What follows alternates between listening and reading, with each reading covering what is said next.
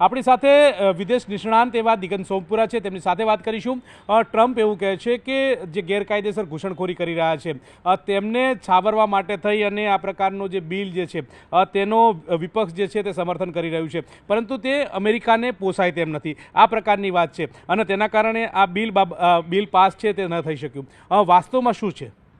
યોગેશભાઈ, America અત્યારે બહુ ગહેરી ગંભીરતાથી એક સમસ્યાઓમાં પસાર થઈ રહ્યું છે। સૌથી મોટો પ્રોબ્લેમ જે ડોનાલ્ડ ટ્રમ્પ અત્યારે સતાવી રહ્યો હતો એ અત્યારે એમને અમલમાં આવી ગયો છે, જે છે શટડાઉન। ડોનાલ્ડ ટ્રમ્પના સમયગાળામાં ત્રીજું શટડાઉન છે, જે અમેરિકાની આર્થિક પરિસ્થિતિ અત્યારે ગંભીર છે એ દર્શાવી રહ્યું છે। અમેરિકા અત્યારે ભયંકર દેવાના બોજામાં છે અને ડોનાલ્ડ ટ્રમ્પના પ્રમુખ થયા પછી એમણે ઘણા બધા આર્થિક કાપો જે મૂક્યા હતા, જેના પરિણામે વિશ્વ વેપારને અને ખાસ કરીને ભારતને પણ ઘણી બધી અસરો થઈ રહી છે। એમાંથી ભારતને અસરો તકલીફ ઓછી થઈ રહ્યું દેખાઈ રહ્યું છે, પણ જે ડોનાલ્ડ ટ્રમ્પે અત્યારે શટડાઉનની પરિસ્થિતિમાંથી અત્યારે પસાર થયા છે એમાં એમનો આક્ષેપ છે કે જે ગેરકાયદેસર વસાહતીઓ અથવા તો બિનનિવાસીઓ જે છે એમના માટેના આપવામાં આવતા મેડિકલ બિલ માટેની જે તકલીફો હતી। અમેરિકા એક એવો દેશ છે, વસાહતીઓનો બનેલો દેશ છે, ત્યાં રહેતા કોઈપણ નાગરિકને અથવા તો વિશ્વમાં રહેતા કોઈપણ નાગરિકને મેડિકલની સહાયથી તમે વંચિત રાખી શકો નહીં। ડોનાલ્ડ ટ્રમ્પના આ કાયદાથી, આ નિર્ણયથી કોઈપણ ઘણા બધા લોકોને મેડિકલને લગતા જે પ્રશ્નો થવાના છે એના લીધે જે પ્રશ્નો થાય એનો વિરોધ પક્ષ અત્યારે જે વિરોધ કરી રહ્યો છે એના કારણે આ શટડાઉનની પરિસ્થિતિ ઊભી થઈ છે। આ શટડાઉનની પરિસ્થિતિ ઊભી થવાને કારણે અમેરિકાની પરિસ્થિતિ ઘણી ડામાડોળ થઈ શકે એવી છે। ત્યાંની નાણાકીય સંસ્થાઓ, શૈક્ષણિક સંસ્થાઓને પણ મોટું નુકસાન થઈ શકે એમ છે અને આ અનિશ્ચિત છે, એવું નથી કે કોઈ ચોક્કસ સમયગાળા માટેનું આપેલું હોય। આ શટડાઉન એટલે શું અને શટડાઉનના કારણે કઈ કઈ સેવાઓ બંધ રહેશે અને જેના કારણે આમ નાગરિકો એટલે કે અમેરિકન નાગરિકો જે છે એ પીસાઈ રહેશે? ડોનાલ્ડ ટ્રમ્પના સમયગાળામાં આવેલું આ ત્રીજું શટડાઉન એ અત્યારે સૌથી ગંભીરમાં ગંભીર છે।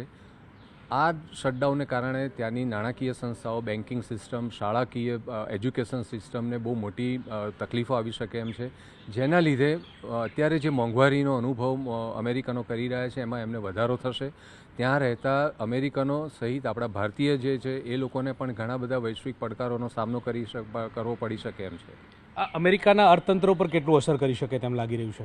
આ બહુ જ મહત્ત્વનો સવાલ છે યોગેશભાઈ, કારણ કે છેલ્લા ઘણા સમયથી અમેરિકા બહુ ભારે આર્થિક દેવા હેઠળ દબાયેલું છે।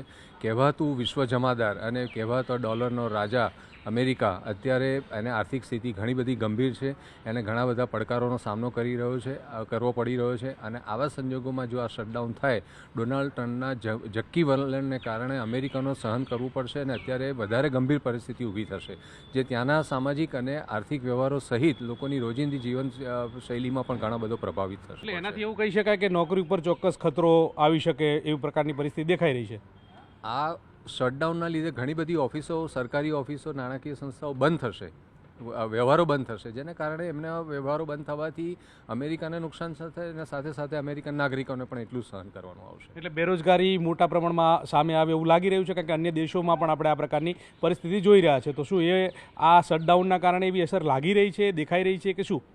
બેરોજગારી પણ અમેરિકાનો બહુ મોટો એક સળગતો અત્યારે સવાલ છે, કારણ કે અમેરિકામાં કામ કરવાવાળો વર્ગ ઓછો થઈ રહ્યો છે, કામ ઓછા થઈ રહ્યા છે। આઉટસોર્સિંગ જે ડોનાલ્ડ ટ્રમ્પે બંધ કરાવ્યું છે એટલે ત્યાંના લોકોને કામ જે મળવું જોઈએ એ અત્યારે કામ કરવાવાળા માણસો એમની પાસે નથી। આવા સંજોગોમાં શટડાઉન થવાથી ત્યાં 100% આ પ્રકારના પ્રશ્નો ઊભા થશે। સાથે સાથે જે અમેરિકામાં અત્યારે ડ્રગ્સનું જે દૂષણ ફેલાયું છે એના લીધે પણ અત્યારે અમેરિકા બહુ ભારે કટોકટીનો સામનો કરી રહ્યું છે। લેટિન અમેરિકા જેવા દેશો સાથે અમેરિકાને ઘણી બધી અત્યારે તકલીફો સહન કરી રહી છે। એમાં સાથે આવેલા શટડાઉનના લીધે મોટામાં મોટું જે કહી શકાય, સરકારી અને નાણાકીય સંસ્થાઓ જે બંધ થશે એના કારણે અમેરિકાને ભારે ભોગવવું પડવાની તૈયારી રહેશે। શટડાઉનનો કોઈ ઉપાય કે ક્યાં સુધી ચાલે એવું આપ શું આંકલન કરી રહ્યા છો, શું સમીકરણ જોઈ રહ્યા છો?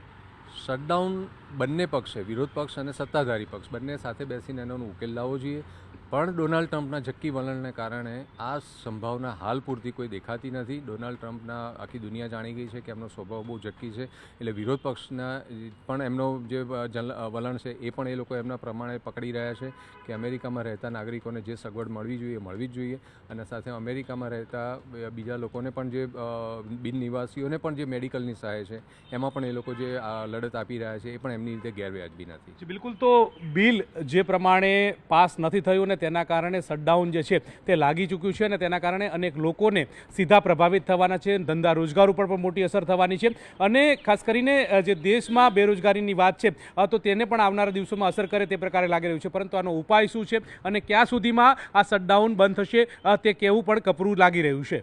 કેમેરામેન હરીશ શર્મા સાથે ગૌતમ શ્રીમાળી, ન્યૂઝ 18 ગુજરાતી, અમદાવાદ.